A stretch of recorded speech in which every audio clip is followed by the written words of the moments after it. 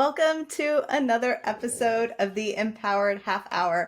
And I always say I'm so excited to bring today's guest, but I'm so excited to bring today's guest. And there is multiple reasons why I'm excited, but one is she is my very own life coach, mentor, and coach of coaches. I attended her life coaching academy and taught me tons of skills I'm so passionate about. So without further ado, I'd like to introduce y'all to Miss Nancy Levin.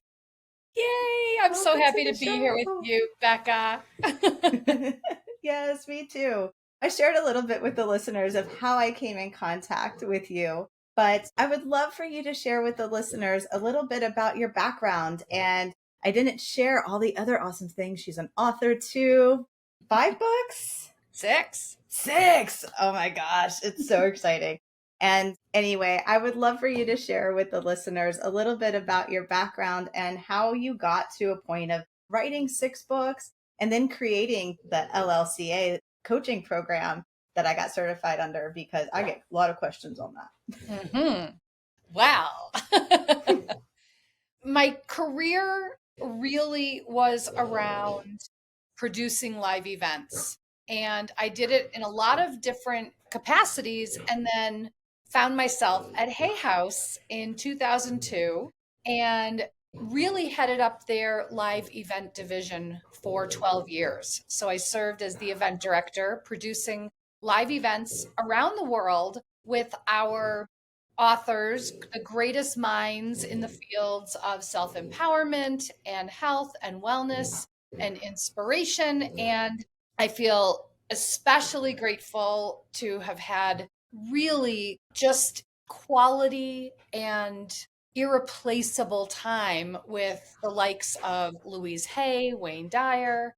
And I always say I had a front row seat and a backstage pass to all of the events and all of the teachings. But nothing was really able to land in me until I was in my own crisis. And my own crisis came in the form of me blowing up my marriage. And all the gory details are in my books. And I still was in this place of wanting to protect my image, project an image of perfection to the world, manage the perception of others. And I was really caught up in this motto of never let them see you sweat. And alongside of all of that, I was a champion people pleaser. I was very conflict avoidant. I was seeking all of the external validation, chasing all the gold stars. And when things began to change for me, I was in this choice point between going back to sleep in my life, so to speak, Mm-hmm. or really making a choice to go in a different direction. And the different direction was really back to the essence of the truth of who I am. And so the process of leaving my marriage was grueling and all of that. But what came out of it, the crisis was the catalyst. And what came out of it for me was a deep inner inquiry and discovery that led me to ultimately go through my own coach training and certification with my mentor, Debbie Ford. And it wasn't to be a coach. I had my dream job at Hay House. It's just that I was so passionate about what I was learning. Yes. And I just wanted to do it for my own well being. And then on the other side of the coach training and certification, I recognized that I really felt called to help other people get free. And so that was the moment when I realized, even though I love what I'm doing at Hay House, there is something else that is coming next.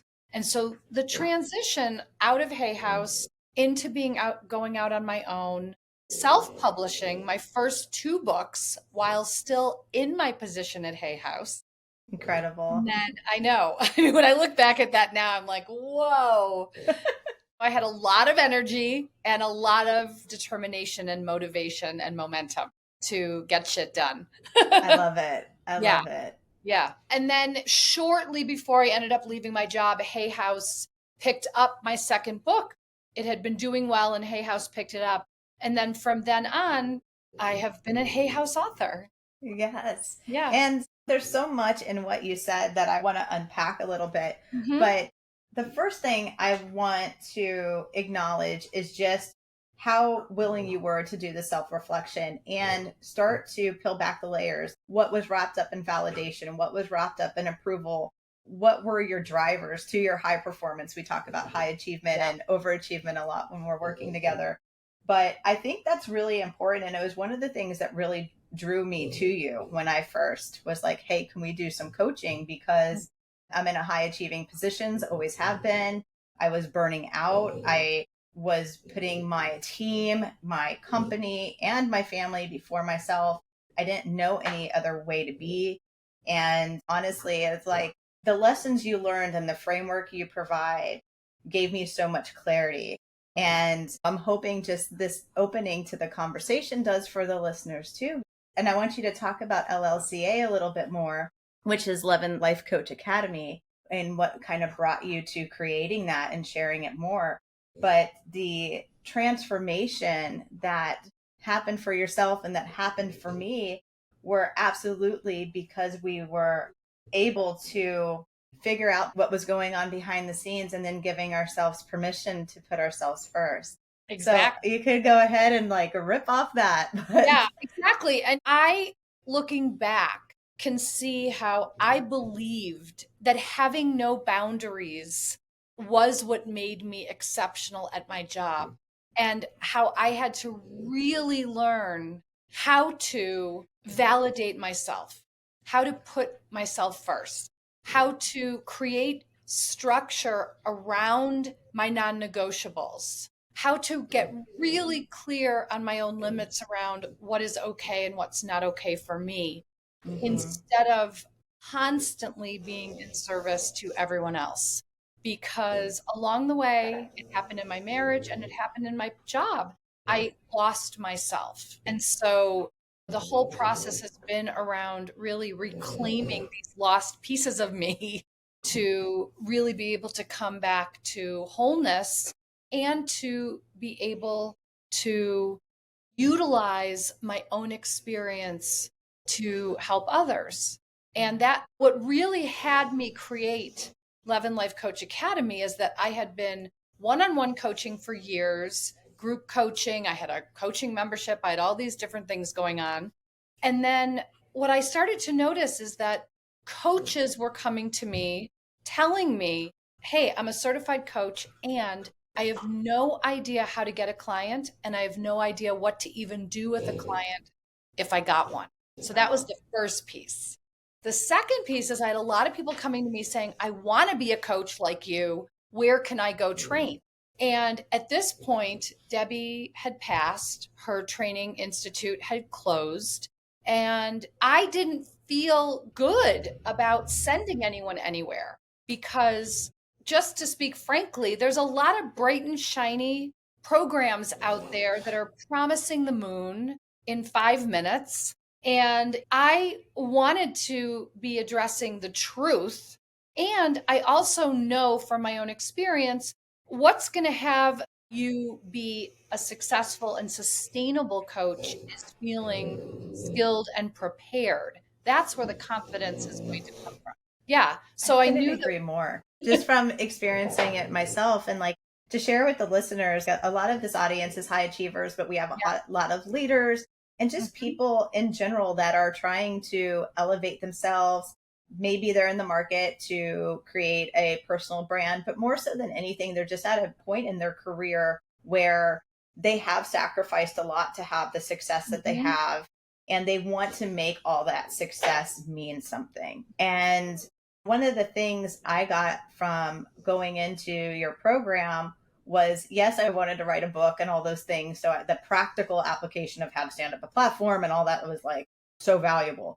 But what I walked away with is the life coaching skills. I never knew how they would transform me as a leader. And I talk to you about this every single time we talk because I'm so passionate about it.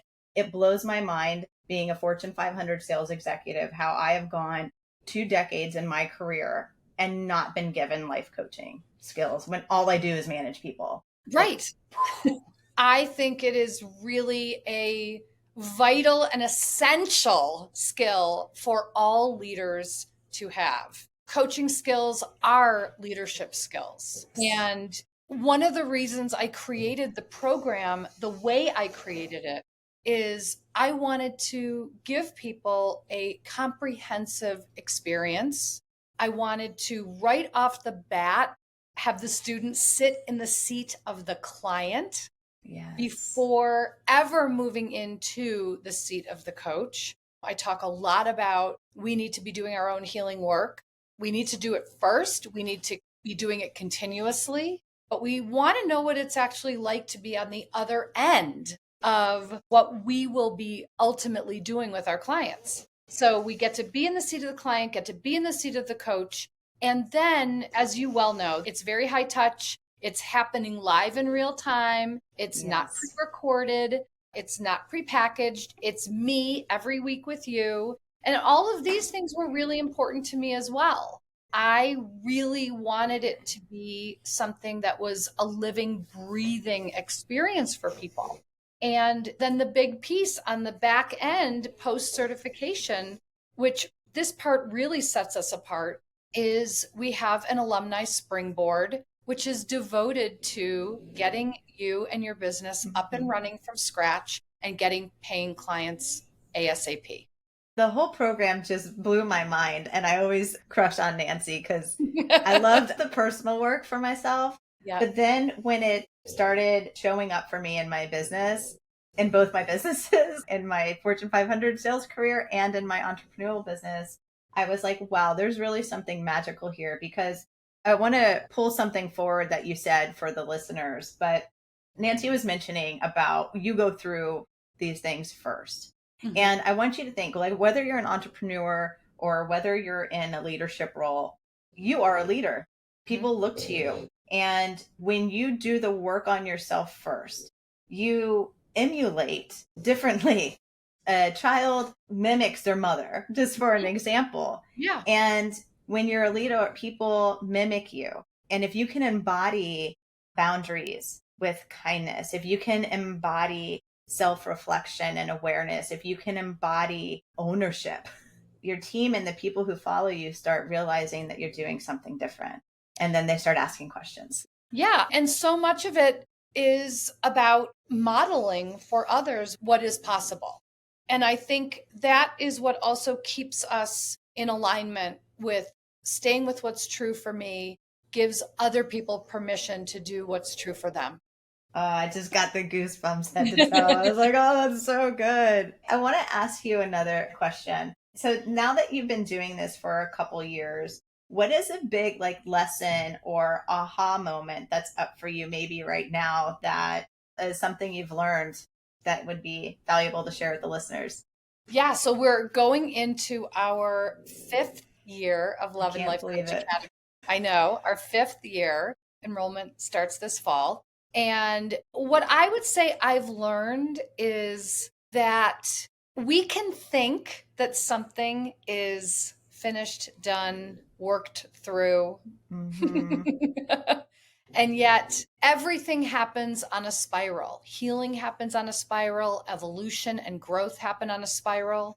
So just watching the way that LLCA has evolved over the past 5 years, watching the way that I have evolved over the past 5 years, all of this to say that we are constantly in movement.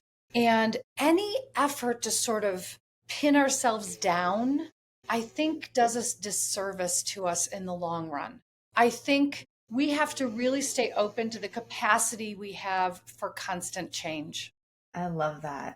And one of your most recent book is The Art of Change, yes, which I do highly recommend. I love all Nancy's books actually, but I just love that you said that, because change is one of the hardest things for people. Yet it's the thing that is most predictable and the thing that we are going to experience the most in life. And so having the tools to move through change with less anxiety and even more optimism I feel like it's something that I've gained over the last few years of all the personal work that I've done. So I love that you shared that, because I'm like, hey guys, it doesn't have to be hard. Yeah, I mean, and I think that's the other thing. It doesn't have to be hard. And most of us, especially those of us who are type A overachievers, we are Mhm. so used to biting off the biggest piece and then get discouraged if we don't fulfill what we set out to do right away. And then we basically are like, well, screw this. So I am all about micro action and also really looking at the power that exists within every single one of our choices we make every single day. Our choices, our actions are what create our future. Yeah, it took away so much from your program and working with you, but I think choice is one of the things that I have really embodied in my own work, because I'm going to quote something from Kundalini teachings, but they Mhm. say that we can run 11 motions at the same time. And so that's when we talk about choices for women specifically. When I relate back to Kundalini yoga, they say that's why decision making is so complex, Mhm. because we're processing a lot of emotion at the same Mhm. time.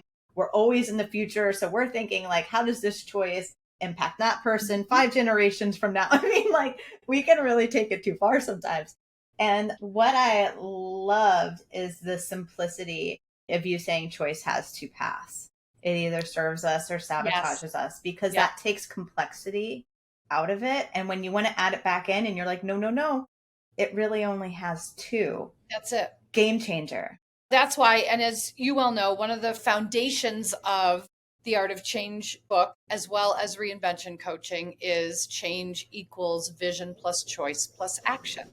And so once we have the clarity of what is the change we want to make and what does life look like inhabiting that change, then that becomes the gauge by which we make our choices and take our actions. Yes. And if we consciously, with every choice and every action we're making, ask ourselves, is this serving my vision or sabotaging my vision? First and foremost, get conscious to, am I serving my vision or sabotaging my vision? Now, it doesn't mean we won't ever do something that might sabotage, but at least do it consciously. And then it takes away what I've learned from embodying that is that it also removes a layer of like shame and guilt Yep. too, Yeah. which keeps me flowing. I'm not as Yeah. heavy in my Yeah, because emotions. what it really does is it keeps us responsible for Yes. ourselves. And if we are willing to own our own responsibility, there's no room for blame. There's no Mm-hmm. room for victimhood. And there's no room for shame. Because if I'm consciously choosing something, then it means I am in alignment with it. I love that. Mic drop. I do want to get into another topic, and it's kind of coming back to the leadership Mm-hmm. piece. As I relate to the leaders out there that listen to this, whether you manage a team or you manage a business, I think that an agenda, let's talk about agendas. We always have an agenda, at least like I did as a leader, where I need to get someone to a certain performance goal. There's goals all over the place in Sure. business, and they need to be. But one of the things that was like mind blowing to me is how much of an agenda we can have as a leader, even if there's good intention behind it. And how much more powerful it is when I am able to ask. And this is why I think life, like Yeah. getting certified as a life coach, is so Yes. important for leaders, because you go through the process. But learning to ask the questions That's right. that generate the result that will get you the outcome is so much more profound. And quite honestly, you get mind blowing results. Like, you talk about performance enhancement, ask the right questions. Absolutely. This is something we covered deeply in Module Mm-hmm. 2, all about essential life coaching skills. And we first really talk about the fact that coaching is not advice giving. Coaching is guiding another person to their own answers within, their own inner wisdom.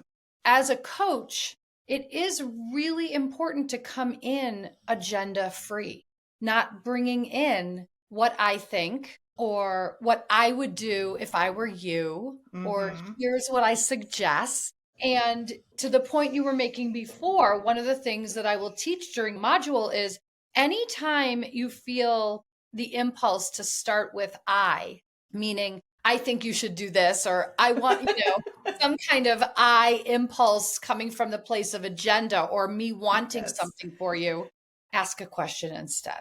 I love And the that. powerful questions that we can ask as coaches to allow the other person to go deeper within. One of the elements of this that is really impactful is that I recall when I was going through my divorce and I did not feel like I could think for myself. I felt like I needed to ask everyone else, what do I do? I've been there too. Yeah. Mm-hmm. I'd get an email or I'd get a text or I'd get something and I'd be like, how do I respond or what do I do? I was so mixed up. And I remember Louise Hay said to me, you are the only thinker in your head. And that was a really pivotal moment for me to realize I have everything I need inside of me. I do not need to look outside of me for an answer.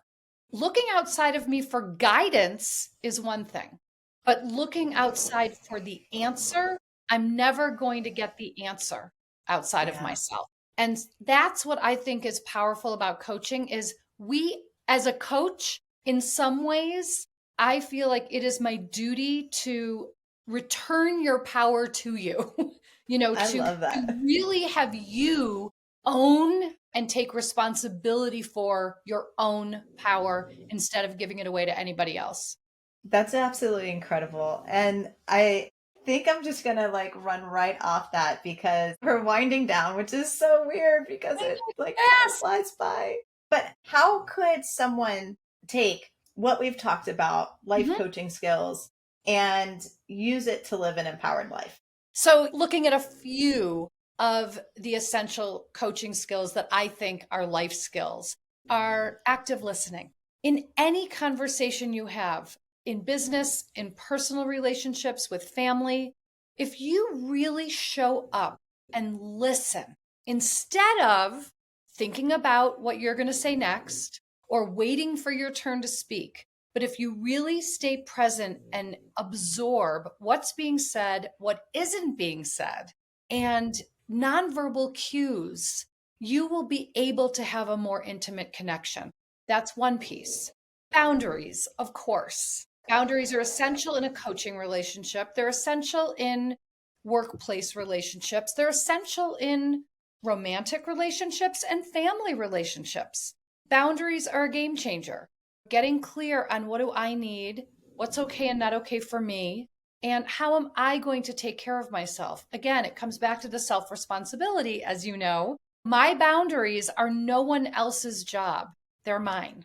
I love that. I think that's for the listeners. There's one of the things that you say is the biggest boundary is between you and you. And Absolutely. that like hit me like right between the eyes because I was like, oh my God, that's my problem. I'm using boundaries between me and other people and I can't control other people. And so that was a game changing moment for me. And I do want to share an experience with you because I think it's a good Yeah.